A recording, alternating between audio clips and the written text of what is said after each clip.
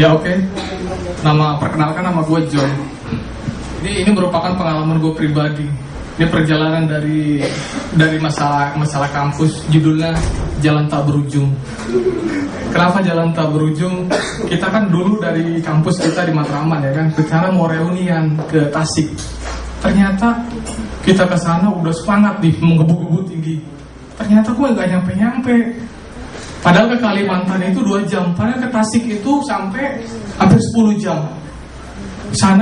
Ke sana jalan kok, ini kanan kiri cuma gunung, orang, jalan terus nggak nyampe-nyampe.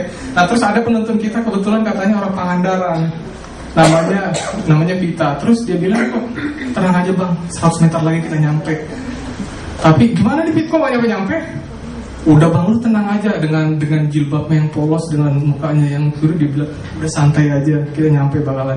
Oke, kita jalan lagi. Sampai 10 kali kita nggak nyampe-nyampe. Ternyata emang masih jauh, ternyata dari sini bahkan sampai ke Banten.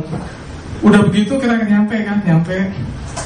Kita kebetulan udah lapar kan, jalan itu nggak nyampe. Nah terus kita sampailah ke tukang mie ayam. Kata dia, lu pada tahu nggak? Ini mie ayam ini paling terkenal di daerah gua. Iya nggak? Saking terkenal ini orang nggak bakal berhenti. Oke kan? Kita kebetulan hujan udah begitu capek kan? Kita menepi lah di situ. Ternyata kok di situ kata tukang bakso terkenal, tapi di situ kok kita masuk ke dalam kok nggak ada aroma bakso, adanya aroma kayak mie ayam gitu. Pas kita duduk, emang itu gak ada. Mak pesan mie ayam dong, pesan bakso dong. Mas, dari dulu kita juga nggak pernah ini bakso mas. Diem lah kita sejenak. Dengan muka jutekan dia bilang begini sama dia, mas ini emang nggak bisa sabar apa? Karena teman kan bilang, mbak teh manis satu. Bentar, nggak kepegang kata dia. Karena lagi sibuk. Udah gitu kita masuk. Emang di situ ternyata emang bukan tukang mie ayam, ternyata emang itu tukang bakso. Iya kan? Ternyata kita emang dia itu pas kita tanya ke sini, Mbak, kenal nggak sama cewek ini? Mas, dari dulu juga. Ini juga cewek siapa mas? Gak pernah kenal. Dia dengan mukanya, ya udah jalan aja. Terus dia bilang ini, bang sorry ya bang, itu boro-boro gue kenal. Gue coba ini aduh buat semangat aja. Oke lah, kita jalan lagi. Namanya kita ke ini apa? Kata dia, bang kita ke mandi belerang. Oke lah, kita maju lah ke mandi tempat belerang. Ternyata pas kita masuk begini, pas kita lihat itu emang bentuknya sih emang berasap kayak kecoklatan gitu. Pas kita masuk kan, pada buka baju kan, nyemplung lah ke sini ke belerang ini. Pas begini masuk, kok cuma kayak kecoklatan gitu, kan nggak ada bau sulfur gitu atau belerang. Ternyata pas dia giniin, pas kita gini, ini kayaknya bukan belerang, cuma air hangat, cuma dicampur lumpur coklat kayaknya. Totalnya bener. Pas kita lihat di sini cuma air hangatnya, cuma nurunin ini doang. Kita samperin ke tempat ini, mas. Ini sebenarnya air belerang apa? Karena kan udah kecapean, kedingin kan, kita masuk. Totalnya bukan sama sekali air belerang, cuma air hangat, kincirannya doang turun ngangetin itu kolam biar hangat. Ternyata bukan air belerang, bukan. Itulah jadinya kalau misalnya kita ini jangan mau sekali-kali dibohongin walaupun cewek teman kita sendiri. Kenapa? Karena kata orang malu bertanya sesat di jalan. Kenapa? Jadi kita sebelum tahu orang, kita masuk, tapi tempatnya itu kita nggak kenal sama sekali. Kita cuma masuk doang, tapi nggak tahu apa-apa gitu. Dan juga ini merupakan suatu ini juga ya, kalau semacam apa? Acara 360 detik ini kan, menurut saya pikir-pikir ini acara apa ini? Itu 360. Kenapa harus 360? Saya tanya juga Bang Valen. ini kayak 6 kali 6 360. Lu harus buktikan kemampuan lu, kata dia. Lu kalau misalnya nggak mau coba tuh kemampuan lu gak bakal bisa nantang diri lu sendiri, kata dia.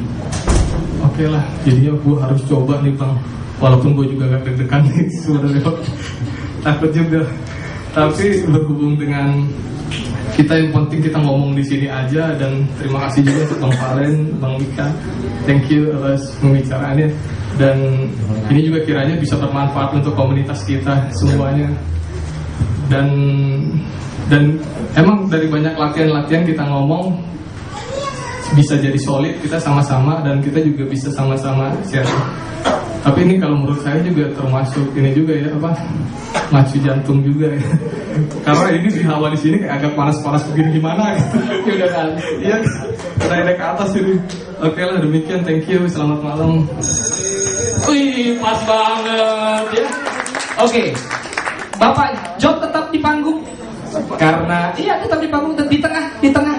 Blocking kamera ya. Akan diberikan komen oleh Mas Mika. Kok gue duluan sih? Oh iya. Baiklah. Selamat malam Mas Jo.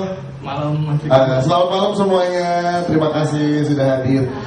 Mas Jo, kalau dari saya sebenarnya adalah satu hal yang patut diajukan jempol adalah Mas Jo ini berani maju, dan itu berikan tepuk tangan meriah buat Mas Jo, karena itu gak gampang, ya kan? Kalau masukan dari saya sih tadi yang Mas Jo ceritakan itu sebenarnya kan mendeskripsikan gitu kan. Nah, supaya ceritanya nyampe, Mas Jo itu sebenarnya jangan takut tuh berekspresi, ya kan? Kalau kaget ya kaget, kalau malu ya malu, kalau curiga ya curiga. Mas Jo gini, wah saya takut sekali, saya kaget sekali. Jadi, matanya sama Mas, kaget, takut, nyemplung belerang yang bukan belerang juga sama. Jadi ketika ceritanya itu supaya orang tuh nyampe di ruangan yang diceritakan sama Mas Jo, itu Mas Jo jangan ragu untuk berekspresi dan menjelaskan dengan detail.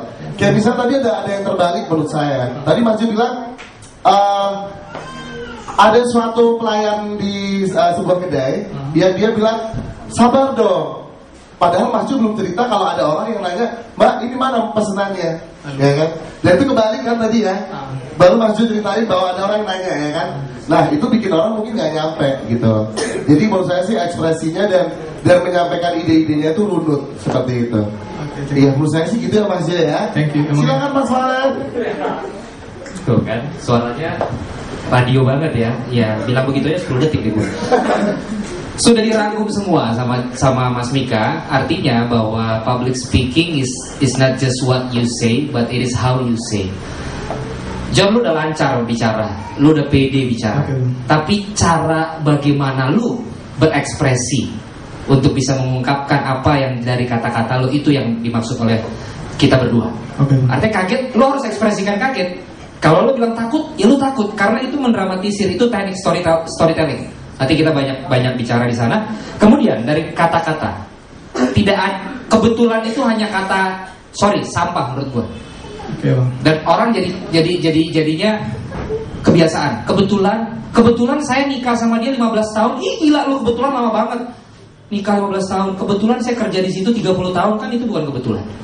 Sama ketahuan lo udah mau buang waktu, terus lo malah komenin acara ini. Kan lagi cerita sedih tak berujung, jalan tak berujung. Lama-lama malah jadi kayak ngasih masukan kepada dan terima kasih kepada acara ini. Kehabisan ini ya kata-kata ya. Kadang-kadang kita duduk udah masuk ini mau keluar susah. Oke. Tepuk tangan dulu untuk John, tua peserta yang pertama. Thank you John. Luar biasa di luar.